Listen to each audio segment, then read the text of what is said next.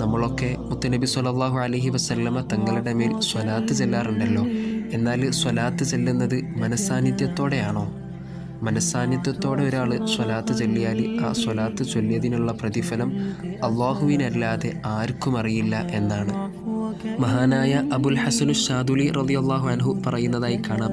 മഹാനവറുകൾ ഒരിക്കൽ മുത്തുനബി സ്വല്ലല്ലാഹു അലൈഹി വസല്ലമ തങ്ങളെ സ്വപ്നത്തിൽ കാണുകയുണ്ടായി. മഹാനവറുകൾ മുത്തുനബി തങ്ങളോട് ചോദിച്ചു, തങ്ങളെ, അങ്ങയുടെ മേൽ ഒരു സ്വലാത്ത് ചൊല്ലിയാൽ അള്ളാഹുവിൽ നിന്നുള്ള 10 സ്വലാത്തിൻ്റെ പ്രതിഫലം ലഭിക്കുന്നത് ഹൃദയ സാന്നിധ്യത്തോടുകൂടെ സ്വലാത്ത് ചൊല്ലുന്നവർക്കാണോ എന്ന് മുത്തുനബി സ്വല്ലല്ലാഹു അലൈഹി വസല്ലമ തങ്ങളോട് അബുൽ ഹസനു ഷാദുലി റളിയല്ലാഹു അൻഹു ചോദിച്ചപ്പോൾ മുത്തുനബി തങ്ങൾ പറഞ്ഞു, അല്ല, അത് അശ്രദ്ധമായാണെങ്കിലും എൻ്റെ മേൽ സ്വലാത്ത് ചൊല്ലിയ എല്ലാവർക്കും ഉള്ളതാണ്.